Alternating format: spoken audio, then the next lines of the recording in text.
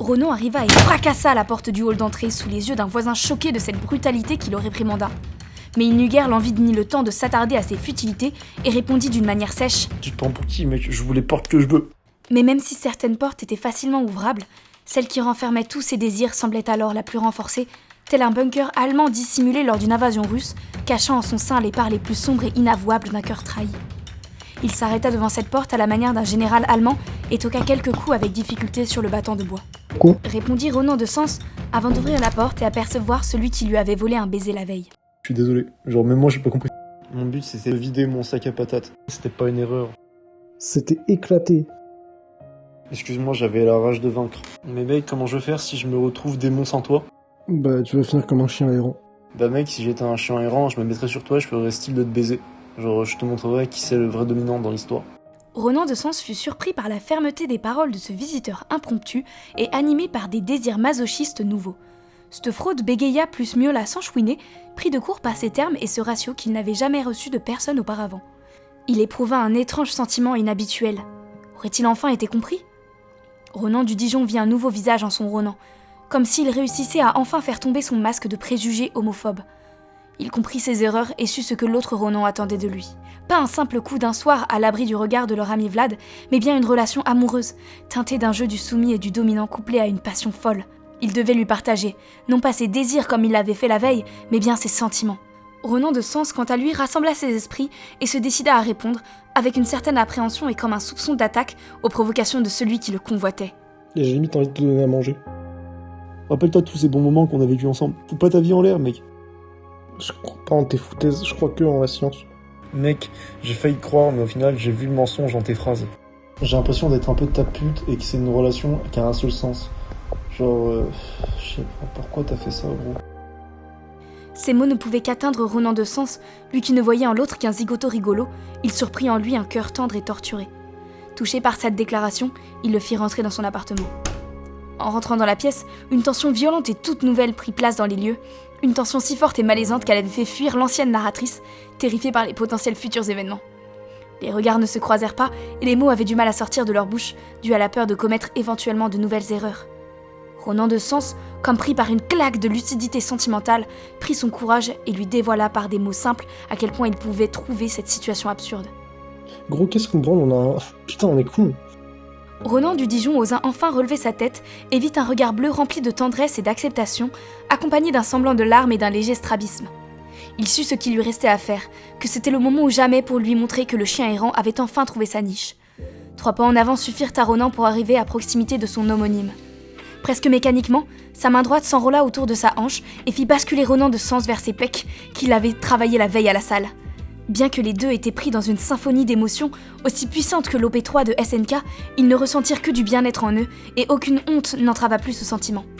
Ronan de Sens sentit qu'il devait prendre les devants afin de lui dire les mots qui permettraient de sceller cet amour, mais aussitôt que ses lèvres firent un subtil mouvement, il se fit deviner par Ronan.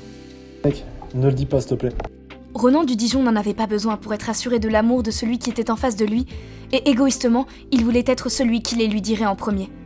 La seule chose dont il avait besoin, c'était des actes. Et d'une manière douce, il caressa le visage de Ronan de sa main gauche, passant délicatement sur ses cicatrices d'acné qu'il admirait tant. Sa main continua alors son trajet jusqu'à l'arrière de sa nuque où il put approcher le visage de Ronan de Sens vers le sien. Il sentit, à chaque centimètre où les deux visages se rapprochaient, une forte chaleur monter entre eux de manière exponentielle. Leurs souffles se mélangeaient et chacun pouvait ressentir les battements turbulents du cœur de l'autre. Il ne prit qu'un instant à Ronan du Dijon pour se jeter enfin sur les lèvres de Ronan de Sens. Les baisers, bien que maladroits, remplirent de joie et d'excitation les deux compères qui pouvaient enfin ne faire qu'un. Ils étaient collés l'un contre l'autre à un tel point que même au niveau de leur ceinture, on aurait pu jurer apercevoir un duel d'escrimeurs hors pair tant leurs deux érections s'entrechoquaient l'une contre l'autre. Ce duel, cependant, fut de courte durée lorsque la main droite de Ronan du Dijon, initialement placée et fermement accrochée à la hanche de l'autre Ronan, se déplaça jusqu'à l'épée de ce dernier comme pour le désarmer. Après ces longues minutes de baisers intenses, Ronan du Dijon se retira, laissant s'étirer un fin filet de bave reliant leurs lèvres, et prit Ronan dans ses bras avant de le jeter férocement sur le canapé-lit. Mec, je vais t'enculer. Telle était la couleur annoncée par Ronan du Dijon, une couleur qui ne semblait point déplaire à l'autre Ronan d'ailleurs. L'un se mordit la lèvre alors que l'autre se rapprochait du canapé, un voile d'excitation commençant à flouter son regard. Il retira son t-shirt sous le regard du Ronan de Sens qui parcourait chaque millimètre de sa peau. Oh là là. s'exclama le jeune homme allongé, fébrile et hypnotisé face aux pectoraux saillants et luisants de son homonyme en période de sèche. Ce dernier ne répondit que par un simple sourire de fuckboy et l'invita à lui aussi se dévêtir sous ses yeux, des yeux qui ne transmettaient qu'un seul et unique message. Il était à lui et rien qu'à lui, et il allait le dévorer jusqu'à crier leur nom. Désormais tous les deux torse nus, Ronan du Dijon s'assit alors sur les hanches du second, le dominant sans vergogne. Le jeune homme allongé commença alors à tracer de ses doigts tremblotants par l'excitation des sillons sur le corps de son cher et tendre, étonné par la pilosité certaine du garçon, mais également par le contact chaud éprouvé par les abdominaux du Ronan du Dijon.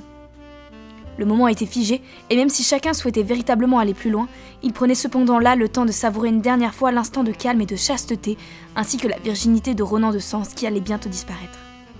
Un frisson parcourra le corps de ce dernier alors que Ronan du Dijon s'approcha du cou de l'autre pour le mordre férocement.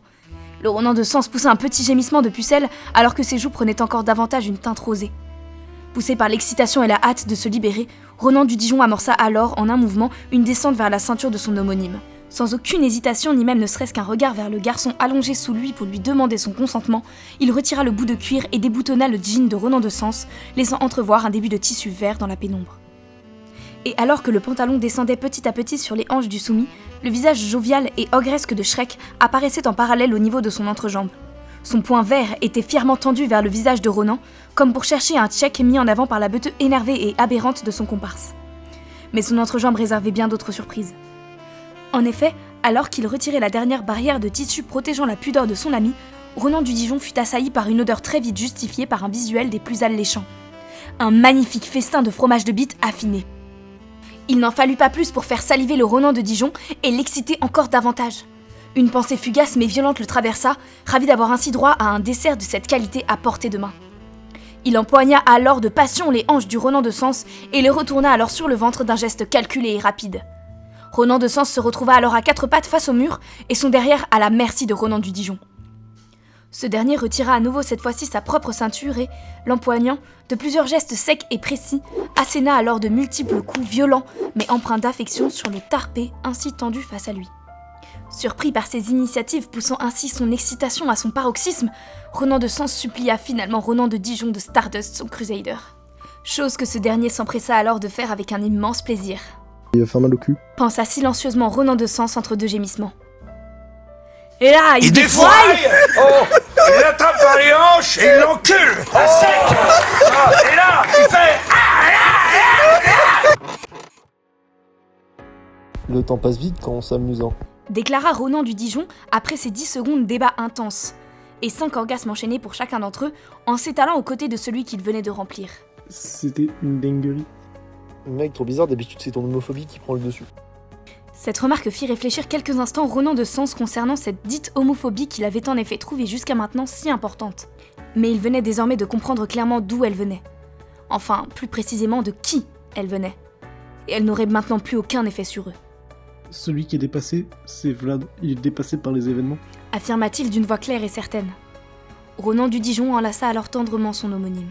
Vlad, je préfère quand il ouvre sa braguette que ses bras. Pensa Ronan de Sens avant de l'embrasser affectueusement. Mais mec, tu me dragues ou quoi? Et, pris d'un élan de lucidité et de nouvelles affections enfin comblées, d'un sentiment de béatitude et d'accomplissement face à ces obstacles sociétaux malheureux qui freinaient tant son amour, il lui répondit du fond de son cœur tout ce qu'il avait enfoui dans ce bunker enfin ouvert. Feur. Fin.